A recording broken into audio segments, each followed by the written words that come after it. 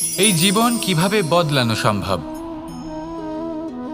কিছু মানুষ বলেন যে নিরন্তর কাজ করলে, পুরুষার্থ পালন করলে এই জীবন বদলে ফেলা সম্ভব।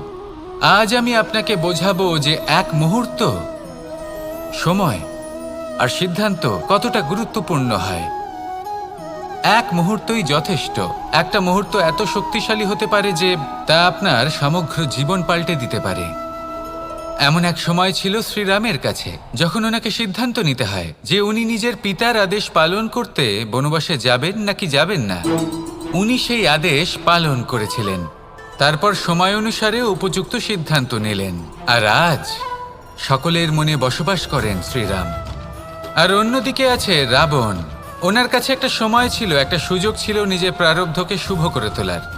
উনি ভুল করলেন আর মৃত্যু লাভ করলেন। নির্বাচন সবসময় আপনার হাতে, শুধু আপনাকে সময়কে বুঝতে হবে, সেই মুহূর্তকে বুঝতে হবে আর উচিত সিদ্ধান্ত নিতে হবে, ব্যাস। বুঝতে শিখুন এই সময়ের দাবি কি, বুঝতে শিখুন এই সময়ের ইচ্ছে কি, আর উচিত সিদ্ধান্ত নিন। আর আমার সাথে ভালোবেসে বলুন, রাধা রাধা। জ্ঞান এবং অহংকার, এই দুইয়ের মধ্যে সম্পর্ক কোথায়? সম্পর্ক ঠিক সেরকম যেরকম হাত এবং কাকনের, যেমন চোখ এবং দৃষ্টির সম্পর্ক। এবার আপনি বলবেন, এ আমি কি বলছি? জ্ঞান এবং অহংকারের এমন সম্পর্ক কি করে হতে পারে? দেখুন, যে ব্যক্তি জ্ঞানী, যার কাছে জ্ঞান রয়েছে এবং তিনি জানেন যে তার কাছে জ্ঞান রয়েছে, তার মধ্যে নিজে থেকেই অহংবোধ জাগ্রত হয়। খুব কম সংখ্যক এমন জ্ঞানী ব্যক্তি আছেন যারা নিজেদের অহংকারের বিষয়ে আঁচ করতে পারেন। প্রকৃত জ্ঞানী হলেন তিনি, যিনি নিজের জ্ঞানের সদ্ব্যবহার করে অহংকারকে দূর করেন।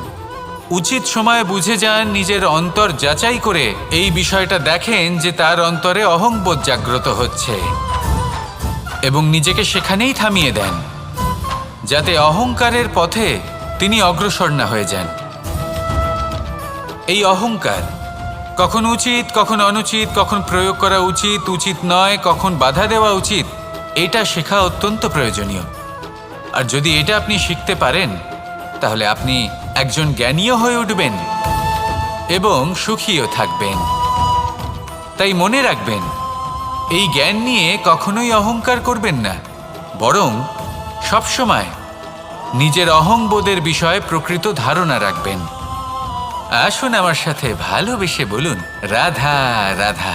আমাদের জীবনে 7 ধরনের সুখ আছে, আর সেগুলো লাভ করার জন্য আমরা অত্যন্ত প্রচেষ্টা করি।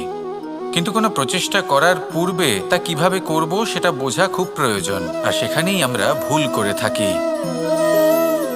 যে কাজটা আমাদের পরে করা উচিত, সেটাই আমরা আগে করে বসি। আপনাকে স্পষ্ট করে বোঝাই, প্রত্যেক সুখের সাথে 2টি ক্রিয়া জড়িত থাকে। এবার যখন আমরা ধনের কথা বলি, তখনও 2টি ক্রিয়া জুড়ে থাকে। প্রথম ক্রিয়া হলো ধন অর্জন করা, দ্বিতীয় ক্রিয়া হলো ধনের ব্যবহার করা। আর জীবনে ধনের ব্যবহার করার পূর্বে ধন কিভাবে অর্জন করতে হয় তা শেখা অত্যন্ত প্রয়োজনীয়। আমরা মন্দিরে যাই, ভগবানের আরাধনা করি, তার জন্য পুজো করি, ওনাকে প্রসন্ন করতে চাই, কিন্তু তার আগে ভগবানের ওপর আস্থা রাখা প্রয়োজনীয়। যদি আপনার অটল বিশ্বাস থাকে, তবেই আপনি প্রকৃত ভক্ত হয়ে উঠতে পারবেন। এবার যদি আপনি বক্তা হয়ে থাকেন, শ্রেষ্ঠ বক্তা হতে চান, এই সংসারের সামনে নিজের বক্তব্য রাখতে চান, তাহলে কথা বলার পূর্বে কথা শুনতে শিখুন। তবেই আপনি একজন শ্রেষ্ঠ বক্তা হয়ে উঠতে পারবেন। জীবনে সম্পর্ক স্থাপন করার আগে সম্পর্ক বজায় রাখতে শিখুন, তবেই আপনি একজন প্রকৃত সাথী হয়ে উঠবেন। জীবনে পরাজয় মানার পূর্বে বিজয়ী হওয়ার চেষ্টা কিভাবে করতে হয় সেটা শিখুন, তবেই আপনি একজন নিপুণ ব্যক্তি হয়ে উঠবেন। অন্তিম এবং সবথেকে গুরুত্বপূর্ণ কথা, জীবনে ভালোবাসা লাভ করার পূর্বে ভালোবাসা প্রদান করতে শিখুন, তবেই আপনি একজন প্রকৃত প্রেমী হয়ে উঠবেন। আসুন আমার সাথে ভালোবেসে বলুন, রাধা রাধা। এই সংসারের সবথেকে বড় যুদ্ধ কোনটা? দেব অসুরের যুদ্ধ, যা অনেক বছর ধরে চলেছিল, নাকি রাম রাবণের যুদ্ধ, নাকি মহাভারত? না, সংসারের সব থেকে বড় যুদ্ধ হলো সেইটা যা নিজের সাথে লড়া হয়, নিজের মনের সাথে লড়া হয়, নিজের অন্তরের সাথে লড়া হয়। এটাই সব থেকে বড় যুদ্ধ। এবার নিজেই দেখুন আপনার সব থেকে বড় শত্রুকে। আপনার স্বার্থ, আপনার কামনাগুলি, আপনার অহংকারগুলি, যা আপনাকেই নষ্ট করে দেয়। যদি এদের ওপর আপনি বিজয় লাভ করতে পারেন, তাহলে ধরে নিন এই সংসারে সবার উপরে আপনি বিজয় লাভ করতে পারবেন। এই সংসারে কেউ আপনাকে পরাজিত করতে পারবে না। কিন্তু তার জন্য প্রয়োজন অনুভূতির। অনুভূতি ভালোবাসার, অনুভূতি অনুপ্রেরণার। যে ব্যক্তি ভালোবাসতে পারেন এবং প্রেরণা দিতে পারেন, তিনি চিরকাল জয়লাভ করতে পারেন। নিজের কাছে ভালোবাসার এক অস্ত্র রাখুন আর প্রেরণার এক ঢাল। জীবনে কেউ আপনাকে পরাজিত করতে পারবে না। আসুন আর আমার সাথে ভালোবেসে বলুন, রাধা রাধা। সৌন্দর্য। মানুষ নিজের সৌন্দর্যের বিষয়ে কতটা ভাবে, চায় যে সে সব থেকে বেশি রূপবান হবে, সব থেকে বেশি সুন্দর হবে। কিন্তু সৌন্দর্যের পরিভাষা কি তা কি সে জানে? কোনো মাকে জিজ্ঞেস করুন, ওনার জন্য সৌন্দর্যের পরিভাষা ওনার সন্তান। কোনো ভক্তকে জিজ্ঞেস করুন, ওনার জন্য সৌন্দর্যের পরিভাষা ওনার ভগবান। শ্রীরামকে জিজ্ঞেস করুন, ওনার জন্য সৌন্দর্যের পরিভাষা হলো হনুমান। ভাঙা হানু, ফুলে যাওয়া মুখ, দেখতে গেলে উনি বানর, লম্বা লেজ, এত নিরীহ যে ওনাকে অমূল্য মালা দিলে সেটা ছিঁড়ে তার ভেতরে শ্রীরামকে খুঁজছিলেন। কিন্তু ওনার ভাবনা কত সুন্দর। উনি এটা বিশ্বাস করেন যে সংসারের যতই মূল্যবান জিনিস দিয়ে এই মালা তৈরি করা হোক না কেন, যদি এর মধ্যে শ্রীরাম না থাকেন তাহলে এর মধ্যে কোনো অর্থ নেই। সৌন্দর্য রূপে নয়, ভাবনায় নিহিত থাকে। যদি আপনি সৌন্দর্য প্রাপ্ত করতে চান তাহলে তা কর্মে নিয়ে আসুন, ভাবনায় এবং বিচারে নিয়ে আসুন। এই সৌন্দর্য আপনার সাথেই থাকবে। যদি আপনি সৌন্দর্যকে রূপের মধ্যে খোঁজেন তাহলে কিছুক্ষণের জন্য পাবেন, সেই সৌন্দর্য সময়ের সাথে হারিয়ে যাবে। সৌন্দর্য যদি পেতে চান, খুঁজতেই চান, তাহলে হৃদয় খুঁজুন, কর্মে খুঁজুন। মন প্রসন্ন হয়ে বলবে, রাধা রাধা। এই সংসারে মানুষ জন্মগ্রহণ করেন, বড় হতে থাকেন, পুরুষার্থ লাভ করেন, অর্জন করেন। অর্জন করা আসলে কি? বেশিরভাগ মানুষ বলেন অর্জন করা অর্থাৎ ধন সম্পত্তি অর্জন করা। আর কি অর্জন করা যায়? আর কি লাভ করা যায়? আসল প্রশ্ন হলো এটাই যে কি এমন আছে যা বাস্তব রূপে অর্জন করার যোগ্য। তা হলো ব্যবহার, জ্ঞান এবং সন্তোষ। কেন? কারণ আপনি যখন এই সংসার ছেড়ে চলে যাবেন তখন আপনার ধন সম্পত্তি আপনাকে বিদায় জানাতে আসবে না।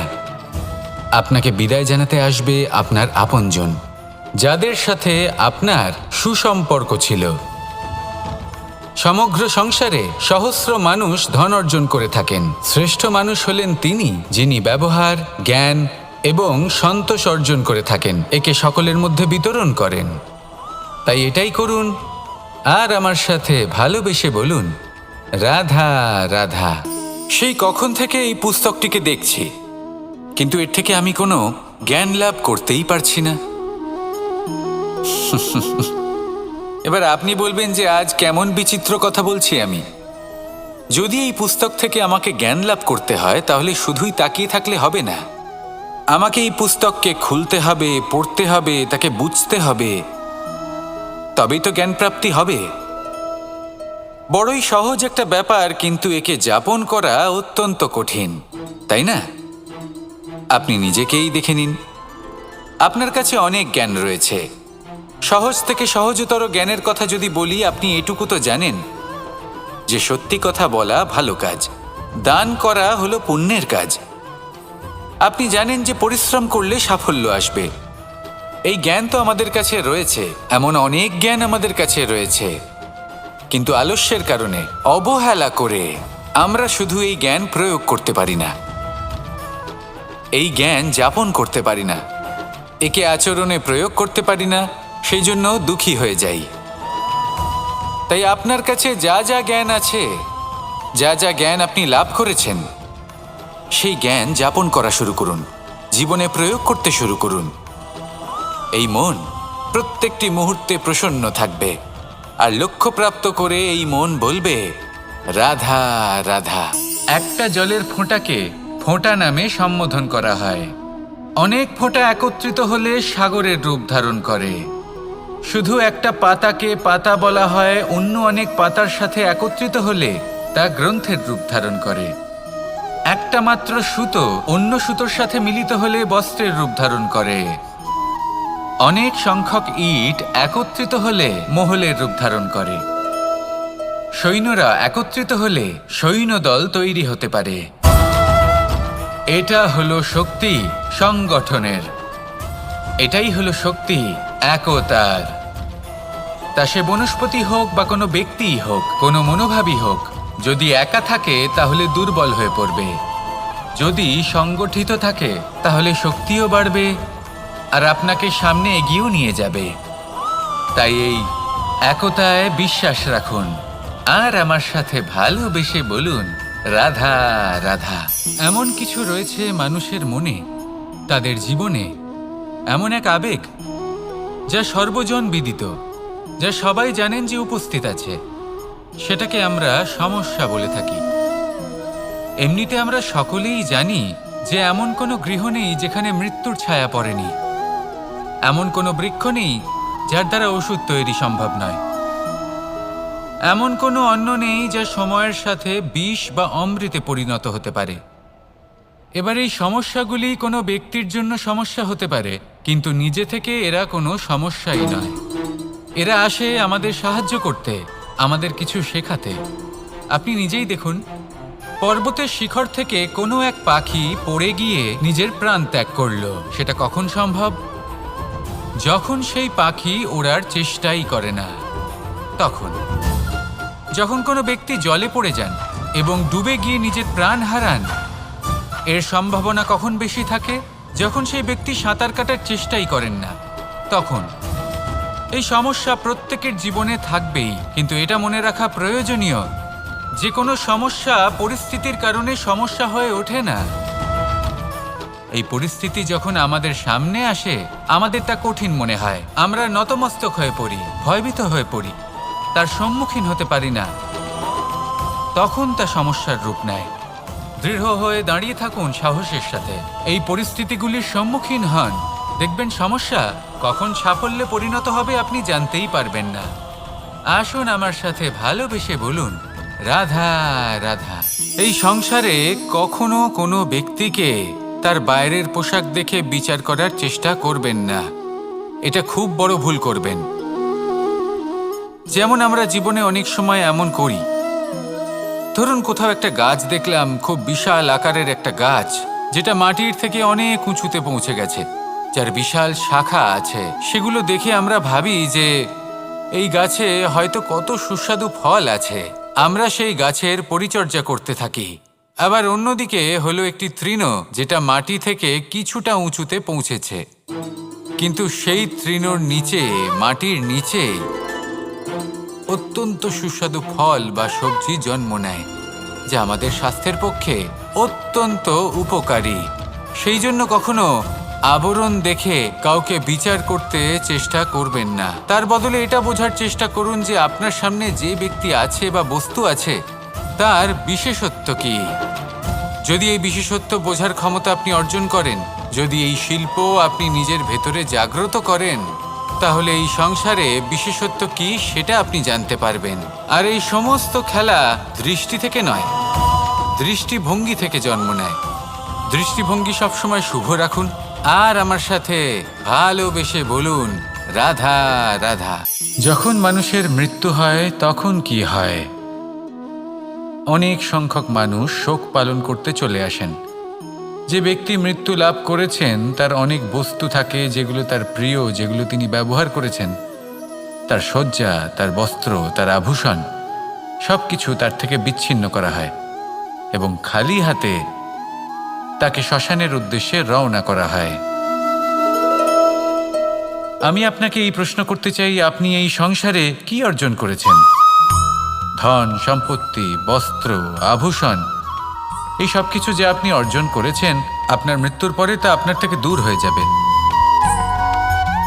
এর উত্তর হলো একটাই, আপনার কর্ম। শুধু সেটাই আছে যা একান্ত আপনার, আর শুধু সেটাই এই সংসার থেকে চলে যাওয়ার পরেও সংসারেই জীবিত থাকবে। যদি আপনি দুষ্কর্ম করেন, তাহলে এই সংসার আপনাকে একটি অনুচিত উদাহরণ হিসেবে মনে রাখবে যে এই ব্যক্তি খুব পাপী ছিল, অনুচিত কর্ম করতেন।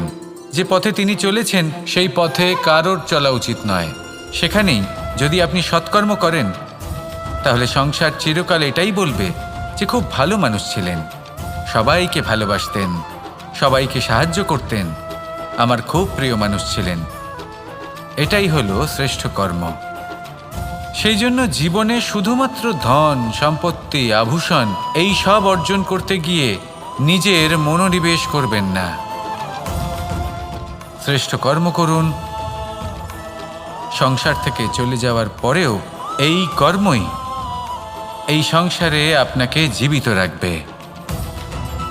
আসুন আমার সাথে ভালোবেসে বলুন, রাধা রাধা। আমরা সবাই সূর্যকে সম্মান করি, ওনাকে শ্রদ্ধা করি, ওনাকে পুজো করি। এই সূর্য আমাদের শক্তি প্রদান করেন, প্রকাশ প্রদান করেন। কখনো কখনো উষ্ণতা এতটাই বাড়িয়ে তোলেন, এতটাই তপ্ত করে তোলেন, আমাদের একথা মনে হয় যে আমাদের এই শরীর জ্বলে যাচ্ছে।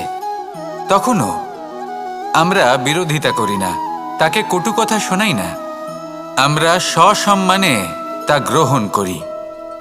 কেন কেন করি? কারণ আমরা জানি যে সন্ধেবেলা যখন সূর্যাস্ত হবে, তখন শুধুমাত্র অন্ধকার বাকি থাকবে। ঠিক কিছুটা এরকমই হয় আমাদের মাতা পিতাও, যিনি আমাদের জন্ম দেন, আমাদের ভরণ পোষণ করেন, আমাদের বড় করেন, আমাদের প্রেম প্রদান করেন। কখনো কখনো তাদের মুখ থেকে কটু কথা নিঃসৃত হয়, আমাদের দুঃখ হয়, কিন্তু তখন আমাদের এটা বোঝা উচিত এগুলি নিঃসৃত হচ্ছে আমাদেরই মঙ্গলের জন্য। যেমন সূর্যদেব, উনিও উত্তাপ দিয়ে থাকেন আমাদেরই মঙ্গলের জন্য, যাতে ফসল পাকতে পারে, যাতে জল বাষ্প হয়ে মেঘ হতে পারে, বৃষ্টি হতে পারে, আর এই সংসারে নিরন্তর জলের প্রবাহ থাকে। আমাদের মাতা পিতা, তাদের কঠোর আচরণ, তাদের কঠোর অনুশাসনের পেছনে লুকিয়ে থাকে ওনাদের ভালোবাসা। আমাদের তা বুঝতে হবে, সসম্মানে ওনাদের গ্রহণ করতে হবে। কারণ ঠিক সূর্যাস্তের পরে যেমন চতুর্দিক অন্ধকারচ্ছন্ন হয়ে যায়, তেমনি আমাদের জীবন থেকে যখন আমাদের মাতা পিতা চলে যায়, তখন আমাদের জীবনেও শুধু এবং শুধুমাত্র অন্ধকারই ছেয়ে থাকে। সেই জন্য নিজের মাতা পিতাকে সম্মান করুন, ওনাদের ভালোবাসা প্রদান করুন। এই মন আর এই জীবন প্রসন্ন হয়ে বলবে, রাধা রাধা। পরিস্থিতি কখনো এটা ভালো থাকে, আবার কখনো মন্দ হয়ে যায়। কখনো এই পরিস্থিতি আমাদের পক্ষে থাকে, আর কখনো এই পরিস্থিতি অনুযায়ী আমাদের চলতে হয়। কোনো বিকল্প থাকে না। কিন্তু যখনই এই পরিস্থিতি খারাপ হয়ে যায়, তখন কি করা উচিত সেই প্রশ্ন মনে জেগে ওঠে। পরিস্থিতি যখন প্রতিকূল হয়, তখন আমরা কিছু হারালে তা হারিয়ে ফেলি, ঠিক আছে, কিন্তু যা বাকি আছে সেটা আমরা আগলে রাখতে পারি। পরিস্থিতিকে সামলে রাখার চেষ্টা আমরা অবশ্যই করতে পারি, শুধু সেটুকুই আমাদের হাতে রয়েছে। কিন্তু এর থেকেও বড় সমস্যা আছে, অহংকার। কখন প্রবেশ করে আমরা জানতেও পারি না। এই অহংকার আপনাকে বুঝতেও দেবে না যে আপনি সত্যি কিছু হারিয়েছেন। আপনার কিছুই যাবে আসবে না। দেখতে গেলে আকাশের সূর্য নিজের প্রকাশ হারিয়ে ফেলে যখন অন্ধকার ঘনিয়ে আসে। তাহলে আমরা কে হই? ওনার সামনে তো কিছুই নই। এই অহংকার আমাদের দমন করতেই হবে। এটা বিশ্বাস করতে হবে যে এই সমগ্র সৃষ্টিতে আমরা শুধুমাত্র একটা কণা, তার থেকে বেশি আর কিছুই নয়। বিশ্বাস করতে হবে যে আমরা ততটাও বড় নই যে কখনোই কিছুই হারাবো না। এবার যেদিন এই জ্ঞান আপনি আত্মস্থ করে নিজের আচরণ পাল্টাবেন, মনে রাখবেন সেই দিনই অহংকারকে দমন করতে আপনি পথে অগ্রসর হয়ে পড়েছেন। এই অহংকারকে দমন করুন আর আমার সাথে ভালোবেসে বলুন, রাধা রাধা। আমি দ্বারকাধীশ এবং আমার সভাতে বিভিন্ন সময় বিভিন্ন ধরনের মানুষ আসেন, নিজেদের দাবি নিয়ে, নিজেদের ইচ্ছে নিয়ে। কখনো কেউ ভোজন চান, আবার কখনো কেউ ওষুধ, কখনো কেউ বস্তু চান, কেউ আবার চান বস্ত্র। কারোর জ্ঞান চাই, কারোর ধন চাই, আবার কারোর বাসস্থান। অনেক সময় আমি এই অনুরোধ, এই ইচ্ছে পূর্ণ করি না। এবার আপনি এটা ভাবতেই পারেন যে কৃষ্ণ তো তাহলে লোভী, ওর কাছে তো সবকিছুই রয়েছে, তারপরেও সে নিজের প্রজার ইচ্ছে পূর্ণ করে না, তাদের সমস্যাগুলি বুঝতে পারে না, তাদের সুখ স্বাচ্ছন্দ্য প্রদান করে না। আসল সত্য হলো এটাই যে কোনো সবল ব্যক্তি, যে কোনো গৃহস্থ ব্যক্তি যে কাজ করতে সক্ষম, তার পরিশ্রম দ্বারাই নিজের প্রয়োজনগুলি এবং ইচ্ছেগুলি পূরণ করা উচিত। এটা অত্যন্ত প্রয়োজনীয়। আর এগুলো তিনি করতে পারেন শিল্প, ব্যবসা, আচরণ অথবা জ্ঞানের ভিত্তিতে। এই পথে চলতে হবে, পরিশ্রম করতে হবে, তবেই সে কিছু অর্জন করতে পারবে। এবার এমন কোনো ব্যক্তি যার এই সব কিছুতে কোনো রুচি নেই, যে কিছুই করতে চায় না, সে কিছুই অর্জন করতে পারবে না। এবার এরকম কোনো ব্যক্তিকে যদি আমি কোনো বস্তু প্রদান করি, তাহলে কি হবে? সে পরাধীন হয়ে যাবে, আর সেটা উচিত হবে না। তাহলে কি করা উচিত? তাকে পথ দেখানো, তাকে বোঝাতে হবে যে কোন পথে চলে তুমি নিজের লক্ষ্য প্রাপ্ত করতে পারবে। শিল্প, জ্ঞান, আচরণ এবং ব্যবসা, এই পথে কিভাবে চলে সেটা শেখাতে হবে। আর আমি সেটাই করি। তার ফলে কি হয়? ব্যক্তি স্বাধীন হয়ে যায়। সংসারে সে যা চাইবে তাই প্রাপ্ত করতে পারবে, কখনো কারোর থেকে কিছু চাইবার প্রয়োজন পড়বেই না। এই কথাটা সবসময় মনে রাখবেন। যখনই দান করবেন তা ভাবনা চিন্তা করে এমনভাবে দান করবেন যাতে সামনের ব্যক্তি স্বাধীন হতে পারেন, পরাধীন নয়।